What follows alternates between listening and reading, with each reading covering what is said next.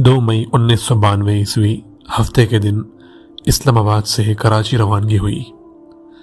वस्त एशिया के वफद के हमरा यानी उनके ग्रुप के साथ फ़कीर ने भी VIP क्लास में सफ़र किया।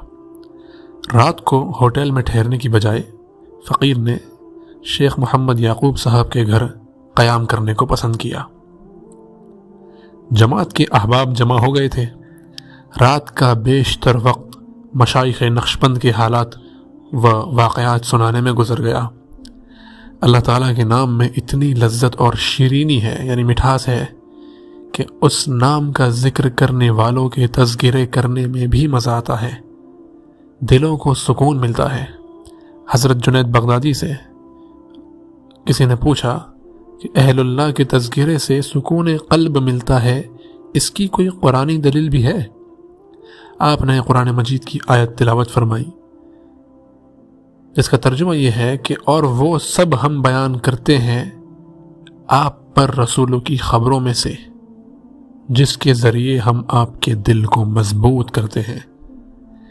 3 मई 1992 ईस्वी को सुबह सवेरे नूर के तड़के कराची एयरपोर्ट पर पहुंचे।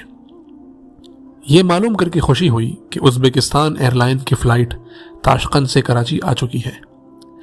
अब यही फ़्लाइट मुसाफिरों को कराची से ताशकंद ले जाएगी। जब काउंटर पर पहुंचे तो वहां पर वर्जिन फ़्लाइट यानी पहली परवाज का बैनर लगा हुआ था। शेख ईरानी ने आयत पढ़ी जिसका तर्जुमा यह है कि हमने उनको यानी हूरों को पैदा किया, बस हमने उनको कुंवारियां बनाया। फिर हम कहने लगे कि अल्लाह ताला जन्नत में भी अपने प्यारों को कुंवारी लड़कियां अता करेगा। आपको तो दुनिया में कराची से ताशकंद की फ़्लाइट भी पहली नसीब हो रही है, अल्हम्दुलिल्लाह। पूरी परवाज़ में दीनी वज़ाक़ता का कोई दूसरा मुसाफिर नज़र ही नहीं आ रहा था। जहाज़ की नशिस्तें आधी से ज़्यादा खाली थीं, यानी उनकी सीट्स। जहाज़ में अब यहाँ पर हज़रत पीर साहब की किसी से मुलाकात हुई थी जो एथियस्ट था, किसी भी मज़हब में नहीं मानता था, खुदा का इनकार करता था। तो हज़रत फरमाते हैं कि जहाज़ को परवाज़ किए अभी आधा घंटा ही गुजरा था, यानी जहाज़ जो एयरप्लेन जो है उसको टेक ऑफ किए हुए अभी आधा घंटा ही गुजरा था कि करीबी नशिस्त पर बैठे हुए एक ने फ़कीर से गुफ्तगू का आगाज़ इन अल्फाज में किया, मैं चंद साल पहले रूस यानी रशिया इंजीनियरिंग की तालीम हासिल करने के लिए आया था। जब डार्विन की थियरी पढ़ी तो हकीकत खोली कि मज़हब की अपनी हकीकत कोई नहीं है। इंसानों ने अपनी गमी खुशी को निमटाने के लिए तौर तरीक़े अपना लिए हैं। आलिम हजरात फ़कत दीनी किताबें पढ़ लेते हैं, इन बेचारों को दुनिया का क्या पता, खुद भी गुमराह होते हैं, दूसरों को भी गुमराह करते हैं। मौलाना आपको चाहिए कि साइंस पढ़ें ताकि आपके सामने हकीकत खुले। वैसे मैं आपसे पूछ सकता हूं कि आप वस्त एशिया क्यों जा रहे हैं? फ़कीर ने कहा कि अपने मुसलमान भाइयों से मिलने के लिए। कहने लगा कि ये लोग तो साइंस ही सोच रखते हैं और आपको साइंस की अलिफ बे का पता नहीं होगा, तो आप क्या करेंगे? फ़कीर ने तंग आकर उसे अपनी साइंसी तालीम के मुतालिक तारुफ करवाया तो वो दहरिया बगले झाँकने लगा। थोड़ी देर खामोश रहकर कहने लगा, मुझे तवक्को नहीं थी कि आप जैसे लोग भी साइंस की तालीम हासिल करते हैं, आप मुझे माफ़ फरमाएं। अच्छा, मेरे जहन में एक सवाल है, आप मेहरबानी फरमाकर उसका जवाब अता फरमाएं। सवाल ये है कि जो लोग कुरान को बग़ैर समझे पढ़ते हैं उनको इसका सवाब कैसे मिलता है?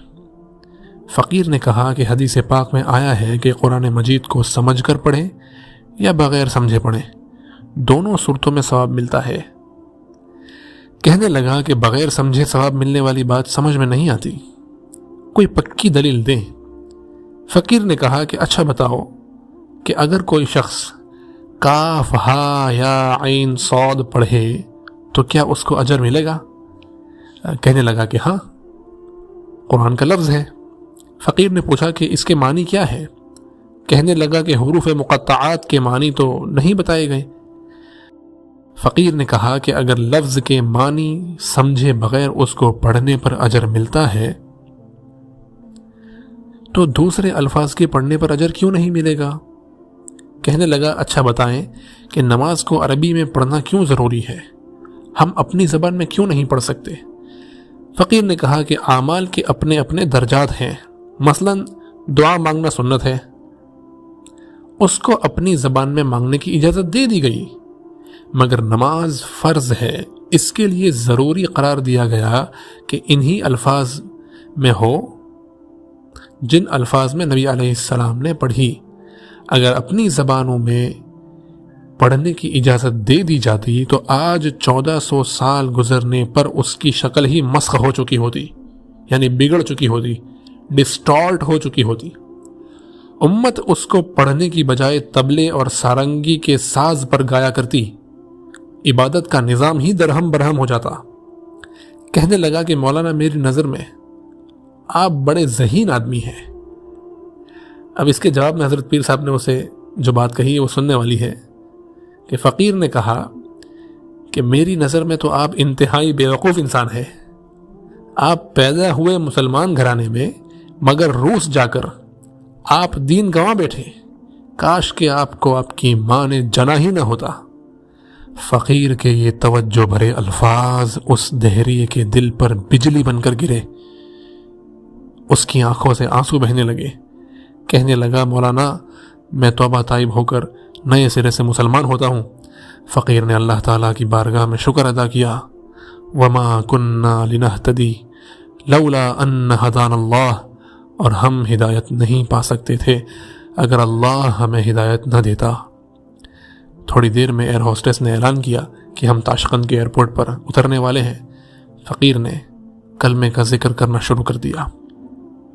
ایک عارف کی نصیحت، حضرت سید زوار حسین شاہ صاحب رحمۃ اللہ علیہ۔ یہ جو حضرت سید زوار حسین شاہ صاحب رحمۃ اللہ علیہ ہیں، یہ حضرت پیر صاحب کے شیخ اول ہے، یعنی حضرت پیر صاحب دامت برکاتہم نے سب سے پہلی جو بیعت کی تھی وہ انہی کے دست مبارک پر کی تھی۔ تو وہ فرمایا کرتے تھے کہ جہاز کے جو حادثے ہیں عموماً اوپر چڑھتے وقت یا نیچے اترتے وقت پیش آتے ہیں، لہٰذا مسافروں کو چاہیے کہ جب جہاز اڑنے لگے تو کلمے کی تکرار کر لیا کریں، اور جب اترنے لگے تو بھی کلمے کی تکرار کر لیا کریں۔ کیا پتہ یہ آخری پرواز ہو، جب حادثہ پیش آتا ہے اس وقت کلمہ پڑھنے کی فرصت کہاں؟ چند منٹ رجوع اللہ کرنے سے ایک تو ذکر الہی کا ثواب ملے گا، دوسرا اگر حادثہ پیش آ گیا تو حدیث مبارکہ من کان آخر کلامہ لا الہ الا اللہ دخل الجنہ، جس کا آخری کلام لا الہ الا اللہ ہوگا وہ جنت میں داخل ہوگا۔ اس کے مطابق ایمان پر مرنا نصیب ہوگا۔ یہ معارف اہل اللہ کے دلوں میں ہی وارد ہوتے ہیں۔